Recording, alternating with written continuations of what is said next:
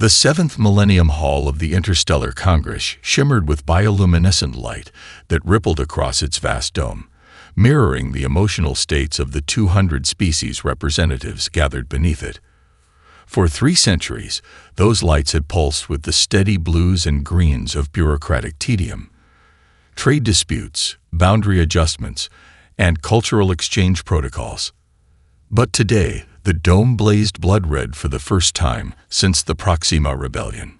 Alarms wailed in 17 harmonic frequencies, each calibrated to alert specific physiological groups without causing pain. The Methane Quadrant delegates bubbled nervously in their pressurized tanks, while the crystalline Tholians vibrated at distress frequencies. Even the normally stoic Voldrini ambassadors' tentacles contracted protectively around their central nerve clusters.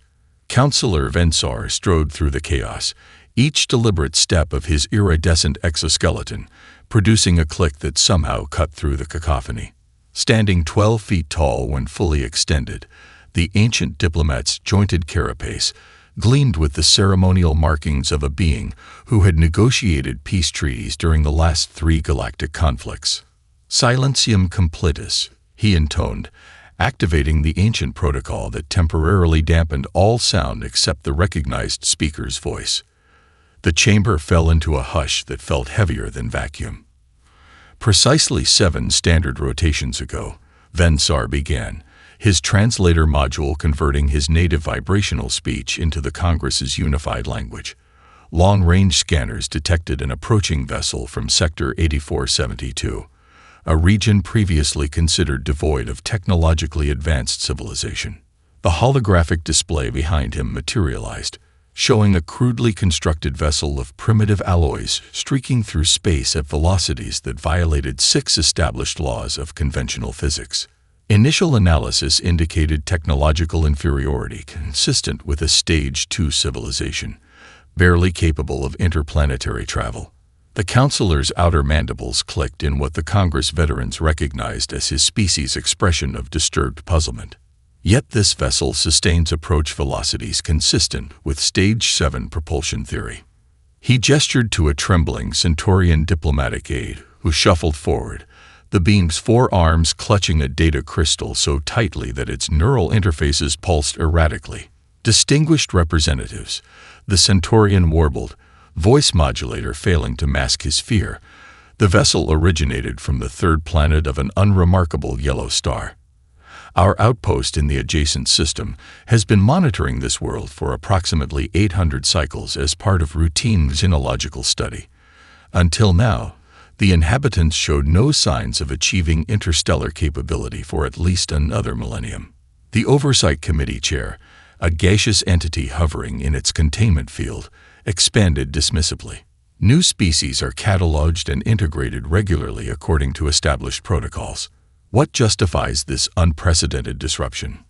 The Centaurians' color membranes flushed deep purple, a physiological indication of extreme alarm. Energy analysis of their propulsion system shows they're not utilizing conventional spacetime mechanics. They're folding it, using principles our theoretical division dismissed as mathematically impossible. Mutters rippled through the chamber as dozens of species attempted to process this information through their divergent cognitive frameworks. And there's more, the aide continued, voice dropping to near inaudibility. We've intercepted their communications. They call themselves Terrans, or in their dominant planetary dialect, humans. At this, a solitary figure in the Historical Archives section rose abruptly. Kazortal, the 6-eyed archivist, whose species had barely survived the last Great War, moved with uncharacteristic urgency toward the exit. Those close enough to see noted all 6 of his eyes had dilated to their maximum aperture, the chronicler equivalent of absolute terror. Later, in his private chambers deep within the Congress archives, Sortal's trembling appendages retrieved a memory crystal so ancient its technology was barely compatible with modern systems. The security clearances required to access it had been used only twice in the last millennium. As the crystal's contents materialized before him, his ancestral memory glands secreted recognition pheromones. The images showed bipedal beings advancing through the stars with terrifying efficiency, their crude technologies somehow accomplishing what more elegant solutions could not. The final file contained a warning, encoded by his species' most revered historian, 12,000 years earlier. They do not merely adapt. They transform. And they are coming back. The diplomatic corps vessel Harmonic Convergence glided through the void, its quantum-stabilized hull absorbing all radiation signatures, the galaxy's most perfect expression of advanced engineering. Within its central preparation chamber, 18 synopsychologists from 12 species calibrated their perception modules for the encounter ahead. Ambassador Lurvex adjusted the chromatophores along his facial ridge, ensuring they would display the universal patterns of peaceful intent, regardless of what visual spectrum these Terrans might perceive. His species, the Navari, had evolved specifically for diplomatic functions, their neural architecture capable of processing and mimicking micro-expressions across 17 confirmed sentient anatomies. Final approach in 30 seconds, announced the navigation construct. Anomaly detected. The Terran vessel has adjusted its position to precisely match our vector. Lurvex's inner eyelids flickered, an involuntary expression of surprise. Such a maneuver required predictive capabilities that should be impossible for a vessel with such primitive external configurations. "Magnify," he commanded. The view screen expanded, revealing the human ship in stark detail. Its hull bore the scars of micrometeor impacts, unshielded, practically barbaric. Visible weld marks showed where sections had been joined together. External radiator fins suggested rudimentary thermal management systems. Yet somehow, this metallic patchwork maintained perfect positional stability relative to their vastly superior vessel. "Preliminary cultural package prepared," reported senior anthropologist Zinka, her tentacles manipulating the holograms containing standard welcome databases, technological gifts calibrated to appear impressive yet non-threatening to a developing species, and the invitation to join the Congress at the mandatory probationary level, approximately 3 tiers from the bottom. The airlock connection sequence initiated with a pneumatic hiss that sent ancestral shivers through the delegation's varied physiologies. Every member had been briefed on what to expect, likely a nervous, overwhelmed, primitive species encountering galactic civilization for the first time. The inner door slid open. 5 bipedal figures stepped through with fluid grace that defied the station's artificial gravity. Their exposed epidermis displayed alarming color variations, from deep brown to pale beige, with bilateral symmetry and forward-facing predator eyes. Most disturbing were the exposed teeth visible when the central figure's facial muscles contracted upward. "Greetings," the creature said in perfect standard Galactic, bypassing the translators entirely. "I am Commander Alicia Chen of Earth Exploration Vessel Horizon. We come in peace and friendship." Senior Medical Officer Trelnar's tertiary heart nearly stopped. Her scanners revealed the human's nervous systems operating at frequencies previously observed only in genetically engineered combat species, yet these appeared completely natural. Ambassador Lurvex recovered first, extending his sensory appendage in the traditional greeting posture. "Welcome to the greater galactic community. We bring knowledge, technology, and the opportunity to join the Interstellar Congress as befits your developmental stage." Commander Chen's smile widened slightly, her unnervingly focused eyes scanning each delegate with predatory precision. She accepted the welcome package with one 5-digited appendage, while the other activated a handheld device that instantly processed and translated the 17 different biological communication modes present. "Earth appreciates your traditional offering," she said, her voice maintaining perfect diplomatic modulation, while somehow conveying something else entirely. "However, we've studied your Congress protocols extensively. Earth expects a seat at the actual table, not in the observer section." The delegation's universal translators struggled to interpret her tone, caught between perfect diplomatic politeness and what the more instinctive species recognized as the calm certainty of an apex predator. Science Officer Rawl whispered to Lurvex, "How could they possibly know our protocols? We've never made contact. The human called Lieutenant Rodriguez, whose personnel file identified him as merely a security officer, answered from across the room without turning his head. We've been listening for quite some time. Dr. Zix collapsed midway through her presentation to the Security Council, her three primary tentacles convulsing as her neural pathways struggled to process the implications of her findings. The medical team rushed forward, administering stabilizing compounds to her quivering central ganglion. "Forgive me," she whispered as her consciousness stabilized. "The physiological data on these humans is disturbing." The holographic display behind her materialized with anatomical scans of the Terran delegation. Red highlights pulsed across multiple systems as she resumed her analysis. These beings evolved on a planet that would kill 89% of Congress species within hours, she explained, her voice steadier now. Their homeworld has 1.03 standard gravity units, crushing force by Lorani or Nephthalian standards. Their atmosphere contains 21% free oxygen, toxic to most methane breathers. And their temperature variations. She paused, mandibles clicking in distress. Their habitable zones span from -50 to +50 on the standard temperature scale. The council members shifted uncomfortably as the implications settled in. One of the methane quadrant representatives vented anxious bubbles in their containment field. "Most concerning is their evolutionary path," Dr. Zix continued. "Unlike most spacefaring species who evolved as gatherers, filterers, or defensive herd omnivores, these Terrans are pursuit predators." The display shifted to a simulation of early humans, primitive bipeds chasing large quadrupeds across an open plain. The pursued creatures eventually collapsed from exhaustion while the humans, still breathing steadily, closed in for the kill. "They hunted by literally chasing prey until cardiopulmonary failure occurred," she explained. "Their endurance adaptations allowed them to maintain pursuit for distances that would kill most predatory species." 3 council members requested immediate psychological consultation as the implications registered in their consciousness. The chamber doors hissed open. Intelligence Director Krav Moore strode in, his cybernetic enhancements glowing with unusual intensity. "The technological analysis is worse," he announced without preamble. His mechanical arm projected a timeline onto the central display.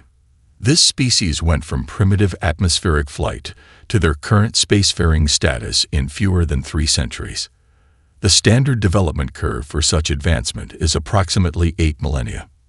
He manipulated the display, revealing mathematical equations that caused even the most technically advanced counselors to recoil. "Their ship doesn't use conventional propulsion at all," Krav Moore explained, his organic eye widening. "It manipulates the fabric of space-time, using principles our theoretical physics division dismissed as mathematically impossible.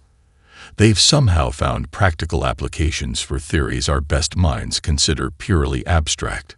Meanwhile, in the diplomatic reception hall, the human delegation moved with calculated precision.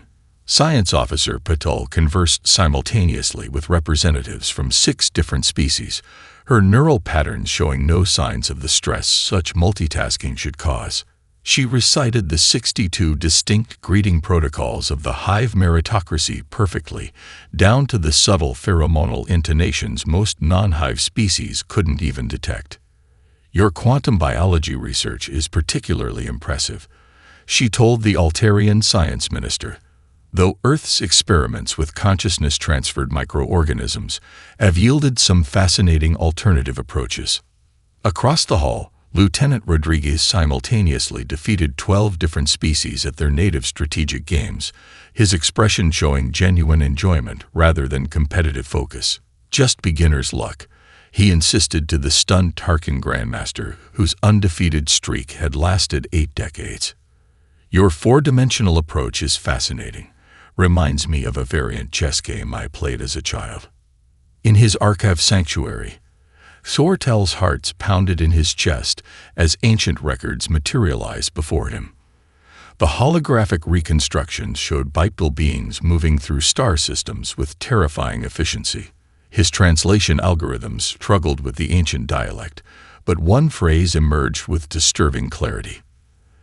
They call themselves the forerunners of man, beings who outrun death itself and bend the stars to their will. The Great Hall of Judgment hadn't been used in 3,000 years. Dust particles danced in beams of light from the ancient illumination system as ceremonial attendants rushed to prepare the sacred space. Forgotten protocols were hastily reviewed, ancestral regalia retrieved from preservation vaults. The processional began with mathematical precision. Each counselor entered according to their species' age in the galactic community, wearing symbols of office so old that modern historians debated their original meanings. Elder races glided in on anti-gravity platforms. Middle-tier species followed with careful deference. The lowest ranks entered last, relegated to distant observation platforms where they could witness but not participate. The High Arbiter, a being so ancient it existed primarily as consciousness housed in a quantum preservation field, materialized in the central podium. Its voice resonated directly into the neural centers of all present. For the 813th time in our shared history, it intoned, "We welcome a new species into the familial embrace of galactic civilization." As is tradition, Earth will be granted observer status for 50 standard cycles, followed by limited representation under the sponsorship of an established race. The gathered representatives murmured approval. This ceremony had unfolded identically since the founding of the Congress itself. The script was ancient, immutable. Commander Chen stepped forward from the small Earth delegation, her ceremonial uniform gleaming with subtle iridescence under the ancient lights. The chamber fell silent as she approached the speaker's circle, a space traditionally reserved for council representatives, not candidates for admission. High Arbiter, honored representatives, she began in perfect old tongue, the ceremonial language no new species should know. Earth respectfully declines these terms. The silence deepened, evolved into something tangible. Translator modules across the chamber reported syntax errors as they struggled to process the concept of rejection. The Arbiter's preservation field flickered with harmonics indicating extreme distress. "This is unprecedented," it responded finally. "The terms are not negotiable. They are foundational to the ordered development of galactic society." Chen activated a small device in her palm. Thousands of holographic images materialized throughout the hall, detailed renderings of alien craft visiting Earth's atmosphere, oceans, and land masses throughout human history. Species designation, text, 1138. She began, highlighting a cigar-shaped craft hovering over a frozen landmass. Research vessel, Antarctica, Earth year 1952. Crew of 7, biosampling mission targeting marine organisms. She gestured, and the image changed. Nordian biosampling mission. Amazon Basin, Earth year 1973. We recovered 3 of your survey drones. One by one, she cataloged 17 distinct visitations, identifying ship configurations, personnel, and mission objectives with devastating precision. Representatives from the implicated species shifted uncomfortably as their covert operations were exposed in the most public forum possible. For generations, Chen continued, her voice remaining diplomatically neutral while her eyes conveyed something else entirely. "You've studied us like specimens while believing yourselves unobserved. While you watched, we watched back. We recovered your technology. We learned your languages. We mapped your political structures." Her final hologram showed a network of 26 small human observation posts throughout Congress space, stations that even now were transmitting data back to Earth. Earth will not accept a subordinate position in a hierarchy we've already moved beyond. The High Arbiter's voice trembled with an emotion no council member had heard in millennia. Fear. What does Earth demand? Chen's answer fell like a hammer on crystal. A system where innovation, not age, determines a species' contribution. The galaxy stagnates while the council races rest on achievements from thousands of years ago. Hundreds of species with fresh perspectives remain powerless in your lowest tiers. This ends today. The once unified Congress fractured along ancient fault lines in the days following Commander Chen's challenge. The Galactic News Network's quantum broadcasts registered unprecedented viewership as species throughout 17 sectors followed the unfolding crisis. The Preservers, led by the Kuvok's hive mind, dominated the emergency council sessions. Their spokesperson, a drone whose black carapace indicated direct neural connection to the 20 billion member collective, outlined their position with cold precision. Humanity represents a fundamental destabilizing influence, it declared, compound eyes flashing with synchronized bioluminescence.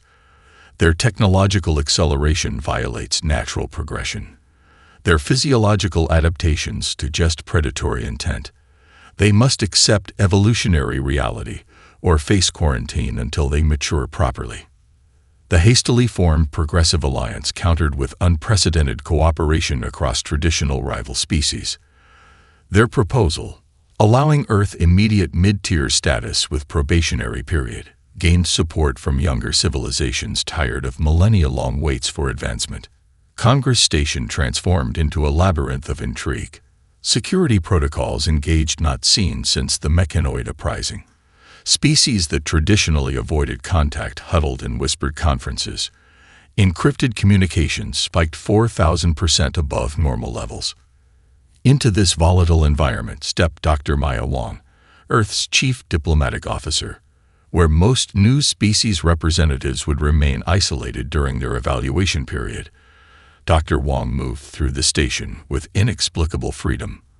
The Trilixian delegation, famous for their 1,000-year negotiation protocols, granted her an audience after just 3 days. A breach of tradition so severe that their ancestral authentication systems required emergency overrides. Your perspective on multidimensional consciousness transferred is provocative, the Trilixian elder told her, its temporal lobes pulsing with interest. No species has approached the problem from this angle before.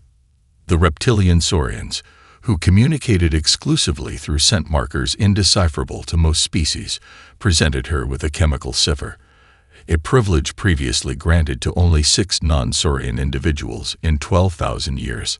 Most alarming to the Preservers, 14 mid-tier species simultaneously requested human cultural advisors for their worlds. The applications bypassed traditional channels, suggesting coordination that should be impossible across such diverse civilizations. Meanwhile, Security Chief Kamau's growing legend spread through the station's lower levels. His morning exercise routines attracted surreptitious observation from dozens of species. Surveillance specialists watched in fascination as he maintained precise control over metabolic systems most species couldn't consciously influence, adjusting oxygen consumption, blood flow, and neural activation through apparent will alone. When 6 Preserver operatives attempted to sabotage the Terran ship's life support systems, the station's security cameras captured footage that became the most viewed data packet in Congress history. Kamau moving faster than the tracking systems could follow, disarming and immobilizing all 6 attackers in 8.2 seconds without causing permanent injury to any. Medical scans afterward revealed how his body had instantly redirected blood flow, altered hormone production, and accelerated neural processing, adaptations that xenobiologists had previously classified as impossible without genetic engineering or cybernetic enhancement. It's just adrenaline, Kamau explained casually to the stunned medical team. Basic human stress response. Nothing special. The senior medical officer, a being who had practiced xenophysiology for 7 centuries, stared at his readings in silence. The report he filed afterward contained a single recommendation. Reconsider everything we believe about evolutionary limits. The Solarium, a neutral ground where even enemy species could meet under ancient peace protocols, illuminated with the artificial light of a long-dead star. Its crystalline walls, designed to block all forms of surveillance, sparkled with prismatic energy as Xortal faced Commander Chen across the contemplation table. The historian's exoskeleton creaked with age as he activated the archive crystal, technology so ancient that its molecular structure had begun to degrade despite the most advanced preservation methods. I have dedicated 17 lifetimes to preserving galactic memory. Sortal began, his voice wavering. What I am about to share violates my oath of historical neutrality. The holographic display between them coalesced into star charts showing conquest patterns across 17 systems, methodical, inexorable expansion that military analysts still studied in war academies. 10,000 standard years ago, a species emerged that nearly destroyed galactic civilization, he continued. They called themselves the Forerunners, though later species named them the Destroyers. Their genetic signature, he projected a complex double helix pattern, matches yours with 98.7% concordance. Chen didn't appear surprised. Her calm reaction disturbed the historian more than any protest would have. Are you their descendants, seated as an experiment? Sortal asked, his appendages trembling. Or something worse, their return after strategic hibernation. Chen's response stunned him into silence. From her uniform, she withdrew a data crystal of distinctly non-human design. Earth's Unified Archaeological Council classified this information under the highest security protocols, she explained, activating the device. These ruins were discovered beneath our Pacific Ocean basin 50 years ago. The hologram displayed massive underwater structures of unmistakably non-human architecture, geometric patterns that resonated with Sortal's ancestral recognition centers. And these hieroglyphs were found in caves on 6 continents, Chen continued. The symbols matched no known human writing system but contained mathematical patterns that transcended linguistic barriers.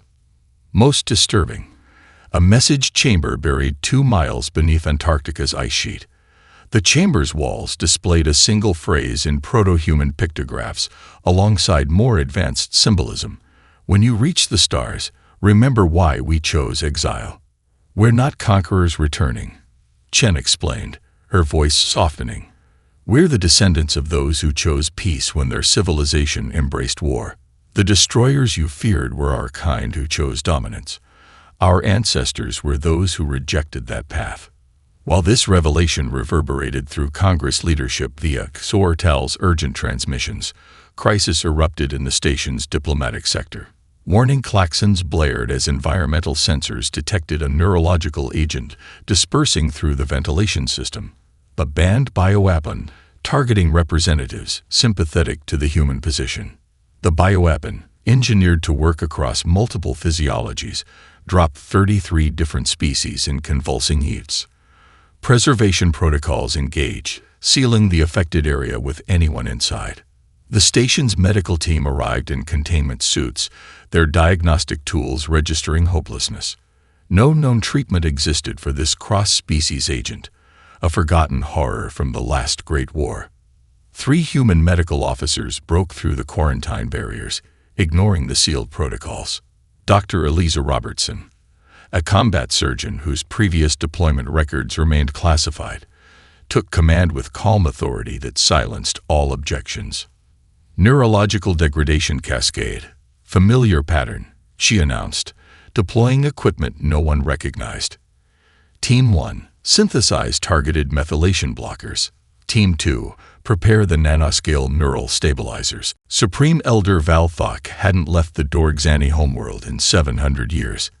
His withered form, sustained by technology developed when humanity's ancestors were still learning to make fire, required special accommodations as his personal vessel docked with Congress Station.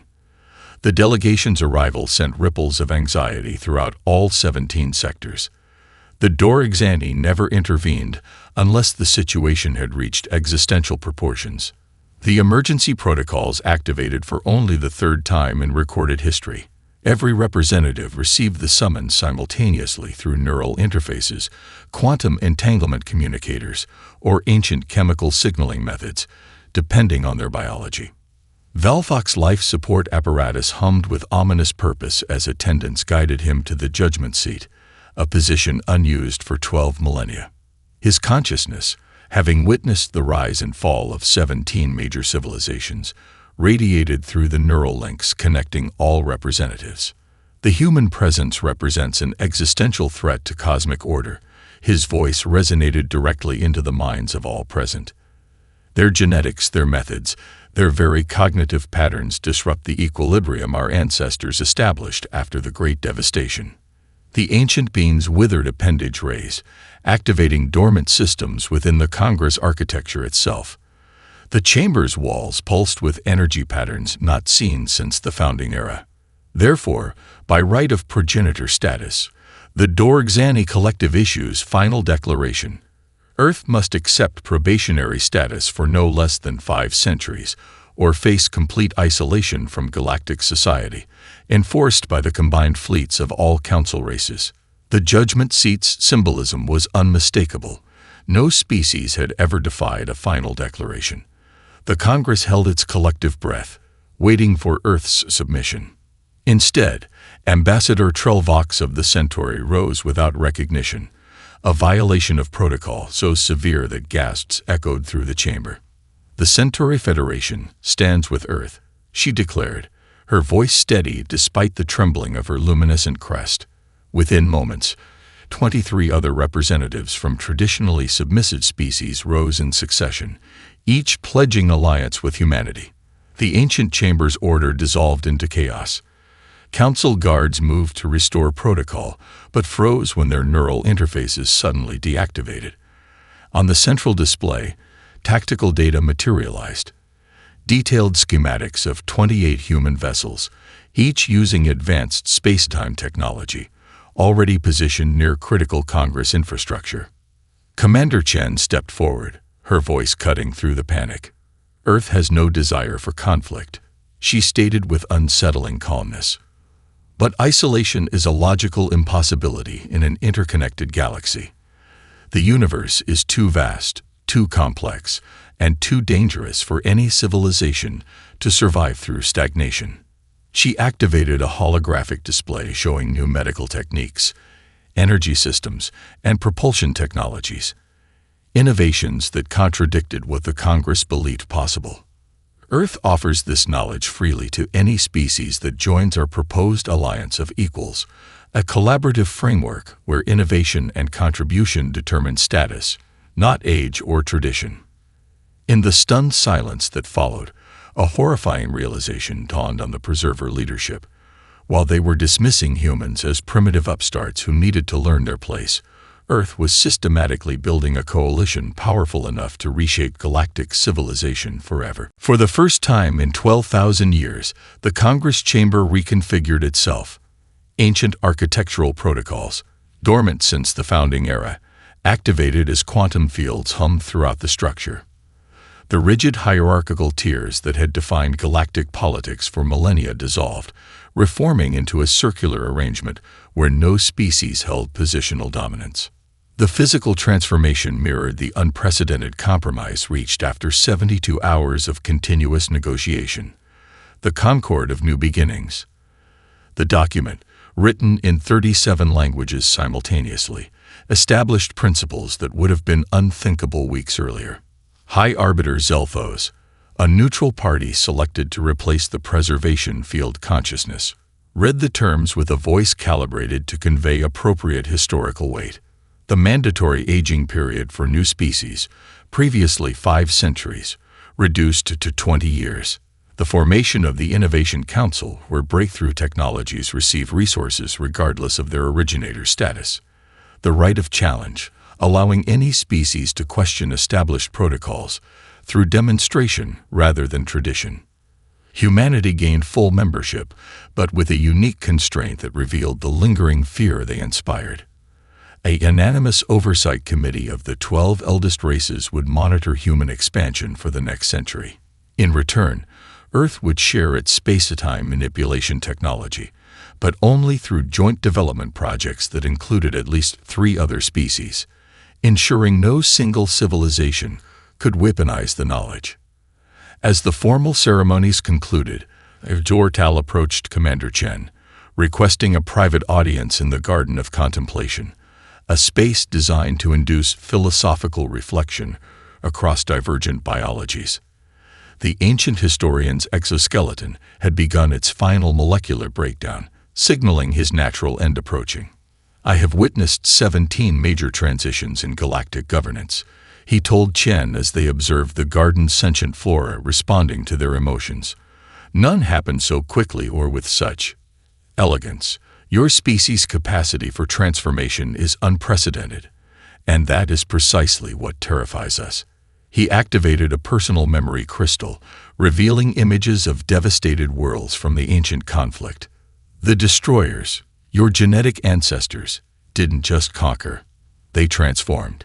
Entire ecosystems remade to suit their vision. Civilizations absorbed rather than merely defeated. Chen watched the images with solemn recognition. The capacity for transformation is humanity's greatest strength and most terrible danger, she acknowledged. The same drive that makes us potentially destructive also fuels our desire to explore and connect, rather than merely conquer. We seek synthesis, not dominance. Their conversation concluded with an exchange that would be studied in diplomatic academies for generations. Exortal asked, "How can we trust what humanity might become?" Chen replied simply, "By helping shape it." The Concord's implementation began immediately. The first joint mission, comprising humans, Centauri, Trilixians, and even 2 preserver-observer species, departed aboard a Terran vessel to explore regions beyond the Congress's traditional boundaries. Their mission parameters included a directive unprecedented in Congress exploration history: seek not just discovery, but understanding. Across the galaxy, civilizations received the news with reactions spanning from religious ecstasy to existential dread. But beneath the varied responses lay a universal recognition. The cosmic order had forever changed. The long stagnation had ended. Evolution, with all its messy uncertainty and brilliant potential, had returned to the stars.